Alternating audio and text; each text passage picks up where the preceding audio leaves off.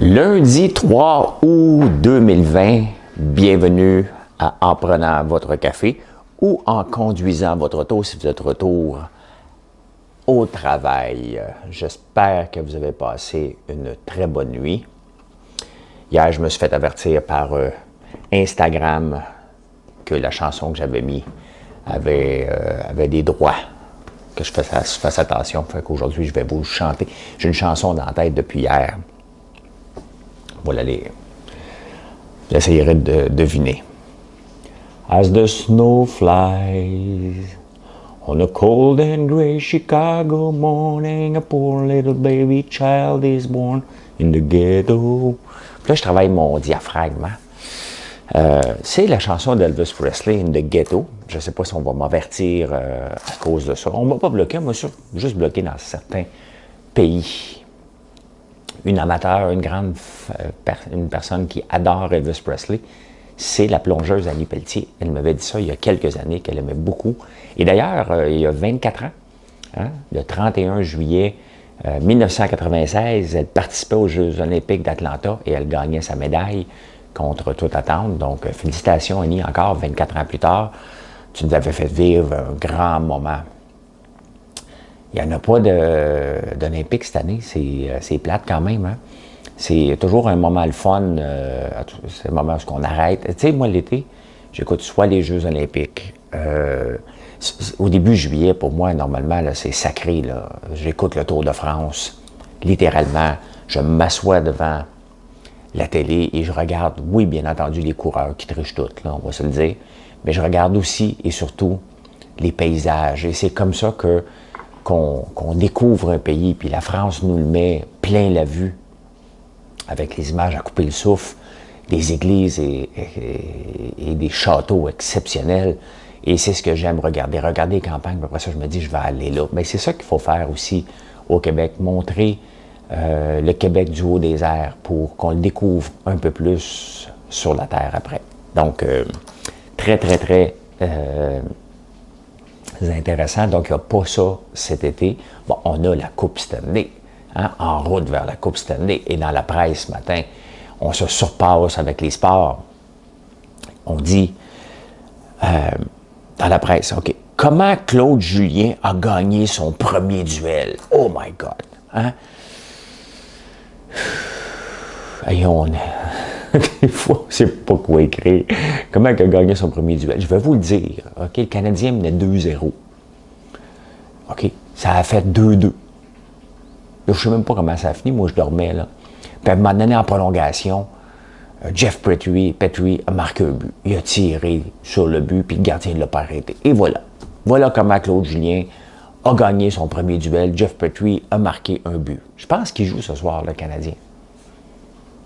On va peut-être regarder ça, mais ce soir, je ne sais pas. J'enregistre une émission ce soir. Je ne sais pas si je peux en parler. Fait que je vais attendre qu'on me dise si je peux en parler, si je peux faire des stories. Fait que, à suivre, mais je suis en tournage jusqu'à 8h30.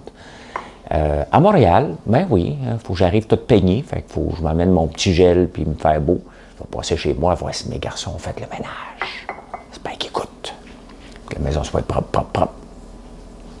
Un matin pluvieux, une nuit qui manquait d'électricité, ça c'est quelque chose quand même à la campagne qui est immanquable. On manque toujours d'électricité. 7-8 fois par jour, dès qu'il y a des mini-tempêtes, c'est tout le temps. Je ne sais pas s'il y a eu un ouragan cette nuit. Là. Il y a annoncé ça à un moment donné, là, hier pendant qu'on travaillait, ça faisait... Là, j'espère que vous ne m'écoutez pas en vidéo dans votre auto. Là. Écoutez le podcast. Là. Allez sur Spotify, je devrais être là, sinon sur Podbean directement.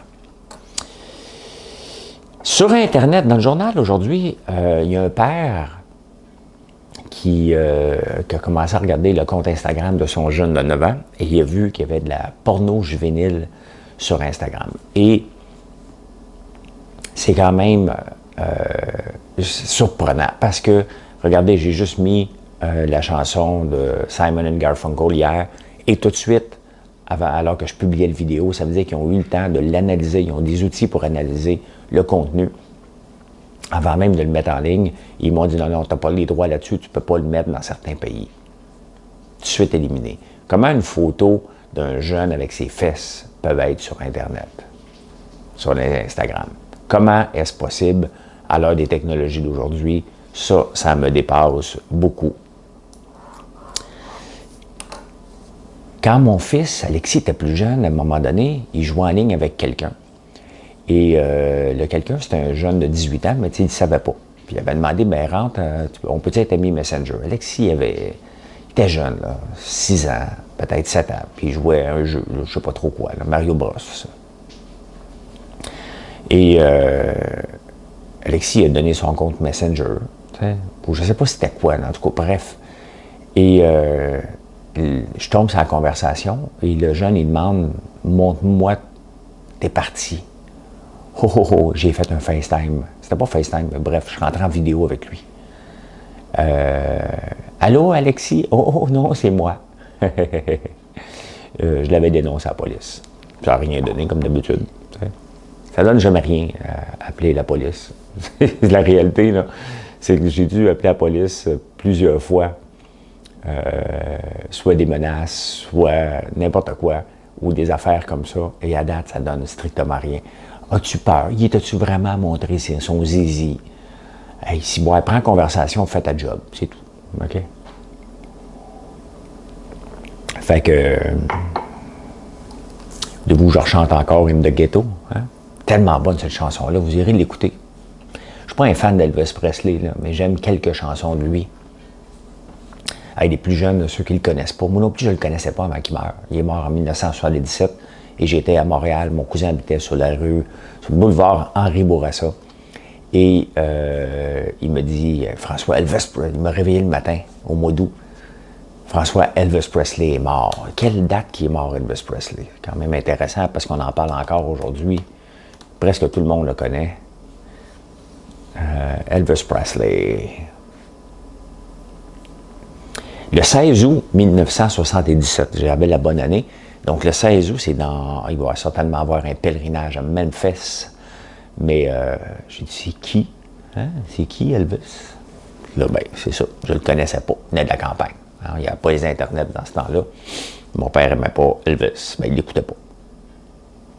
Une première poursuite pour diffamation contre les dénonciations sur Internet, c'est qu'il y a une personne qui avait une relation consentante avec quelqu'un et était pas contente de la relation, là, semblerait, et est allé le dénoncer sur une des pages Instagram Rive-Sud. Mais là, il a décidé de poursuivre la personne et bien entendu, poursuivre les gens qui sont derrière ce compte-là. Donc, tu sais, il faut faire attention des deux côtés. Puis là, il y a une première poursuite, donc ça va prendre des années probablement. Mais voilà, il y en a une première, certainement pas la dernière. Et aujourd'hui, c'est la fête. Il y a toutes sortes de noms, hein, mais tout le Canada est fermé à part le Québec. C'est la fête de la Saskatchewan, le Health Care Day, quelque part d'autre. Donc, toutes les provinces ont leur propre nom.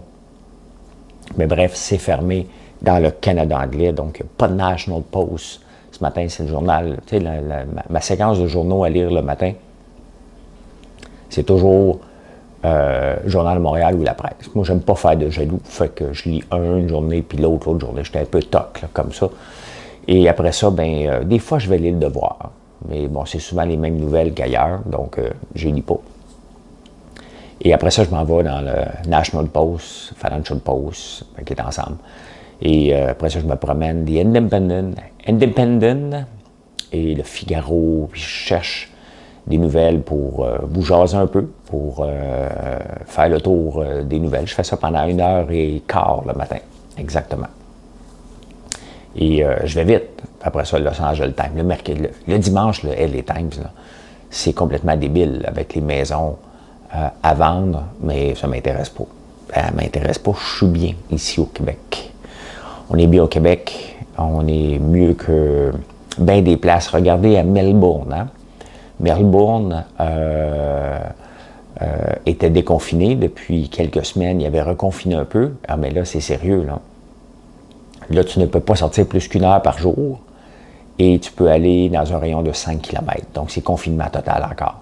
Et ça peut nous arriver aussi si le cas de coronavirus augmente encore. Tu sais, il faut être prudent. Il faut être prudent, puis la réalité, c'est que dès que ça augmente, on va se refaire reconfiner. On est-tu prêt pour ça? Est-ce qu'on a le goût? La réponse est non. Hein? La réponse, on n'a pas le goût de ça du tout, du tout, du tout. Donc, il faut être prudent parce que, regardez, à Melbourne, c'est exactement ce qui vient d'arriver. Bon, dans la presse, comment Claude Julien a gagné son premier duel? Ben, écoute, j'ai mis ça à la glace. Jeff, à peu près à 20 pieds, il y avait un bon lancer. Fait que j'ai remarqué ça. Là, j'ai dit, Jeff, c'est à ton tour. Vas-y, suis la POC.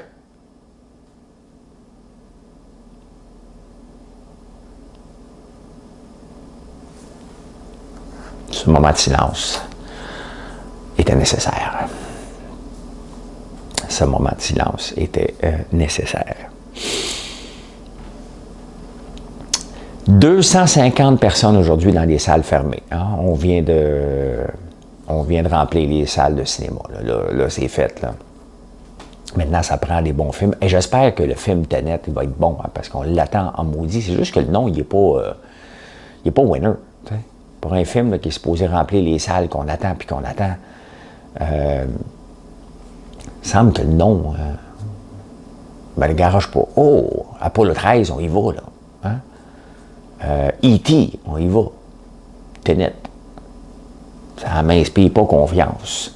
Mais en tout cas, il n'est pas encore au cinéma, mais il va l'être. Il y a des humoristes aussi qui vont être contents. Hein, des chanteurs vont pouvoir avoir 250 personnes. Il y en a qui étaient contents de pouvoir avoir juste 50 personnes aussi parce qu'ils pouvaient dire ben, j'aurais aimé ça avoir plus de monde, mais c'était limité à 50. La réalité, c'est que probablement qu'il y en aurait eu 51 là, avant. C'est pas tout le monde qui est bon, là. T'sais. Je suis tombé sur un sketch de Simon Leblanc, je pense qu'il a été partagé beaucoup en fin de semaine. Il parle des îles de Madeleine et des avions. C'est vraiment bon. C'est vraiment bon. C'est vraiment bon.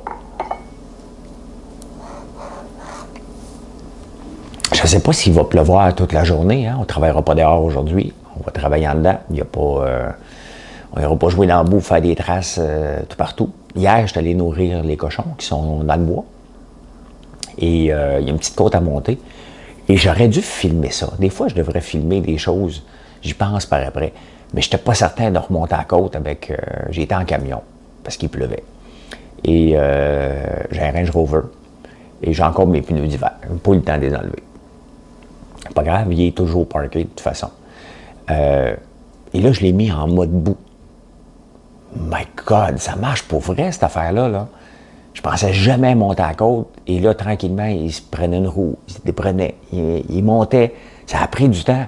Mais c'était spectaculaire. C'était la fois où j'ai utilisé la technologie dans le camion. C'était un camion fait pour ça. Donc, j'ai pu l'utiliser hier en allant nourrir des cochons. Des cochons qu'on nourrit de soya et de restants de popcorn. Donc, ils sont dehors. Hein, ils profitent du bon temps. Il y a une clôture électrique. Comme ça, il n'y a pas de loups ou de coyotes qui peuvent venir les manger.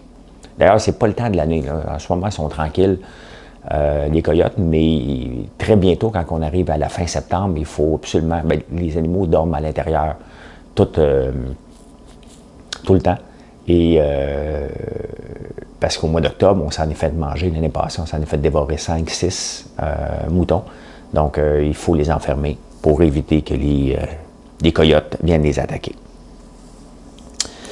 Hey, Costco se lance dans l'épicerie en ligne. J'ai été voir un matin, voir s'il livrait dans mon coin. Il livre en dedans de 2 heures. Je doute que j'ai la livraison en dedans de 2 heures ici.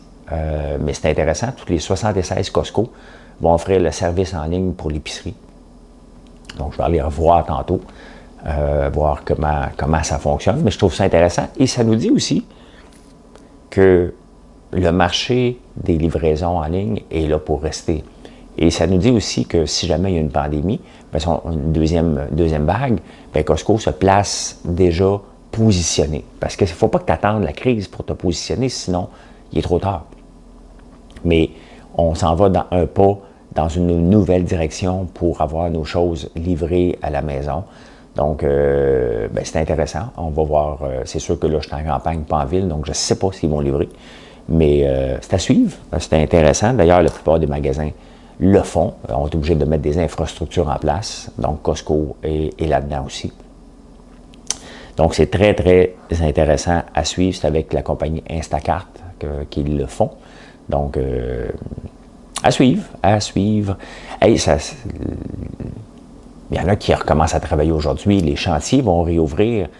Donc, les gars, amenez votre boîte à lunch, un petit imperméable. Hein? Vous êtes déjà sur le chantier parce que vous autres, vous commencez à 6 heures, donc vous n'avez pas le temps de m'écouter, à moins que vous ayez des écouteurs. T'sais. Si tu fais, écoute François Lambert, pas ce style-là qui est contre les syndicats, man. Pourquoi tu l'écoutes, Chris? C'est ça. C'est ça. Pourquoi tu l'écoutes? Pas obligé, mais si tu le fais. Hey, Boeing et Airbus. Hein? Imagine-toi une compagnie aussi grosse que Boeing. C'est que tu as vendu le dernier mois un avion. Un seul avion. Toi, Airbus, combien t'en as vendu? 0. Le problème, c'est qu'on ne peut pas multiplier. On ne peut pas dire que Boeing a vendu 2 fois plus d'avions que Airbus. Airbus n'a vendu 0. Donc, il en a vendu à l'infini plus que l'autre. Ouais. Un avion pour 2 compagnies qui emploient des milliers et des milliers de personnes. Ça va pas bien, là. Ça va pas bien. Combien d'années les gouvernements vont devoir supporter ces compagnies-là? On n'est pas sorti du bois, parce que la réalité, c'est que les avions sont parqués, personne ne va en acheter des nouveaux. Au contraire, on met toutes les 747 dehors. Boeing va arrêter de faire le super jumbo jet. Le gros 747 va arrêter. British Airways, les propriétaires, les pilotes ont accepté une diminution de salaire de 20% au lieu de tout se faire mettre dehors. Donc, ils vont avoir une diminution de salaire. Ils ont accepté ça. Quand même, bravo. C'est pas facile. Bon, ça passe ici. Ici, c'est drôle. Je suis dans un fondrant et le matin, c'est une autoroute. Hein? Ça veut dire que c'est un fondrant qui est vigoureux. Les gens travaillent et s'en vont quelque part au travail. Voilà. Une journée tranquille. Les marchés boursiers sont un peu partout. Ça va être tranquille aujourd'hui. Il ne se passe rien de majeur, pas de grandes nouvelles. Il y a Trump cette semaine, hein, qu'on va voir qu'est-ce qu'il va faire avec TikTok. Il veut vraiment le bannir des États-Unis. Il veut le forcer à vendre à Microsoft. C'est assez spécial qu'un gouvernement veut forcer de vendre à une autre compagnie, puis il nomme la compagnie. C'est assez spécial. En parlant de compagnie, Couche-Tard, qu'on adore, hein?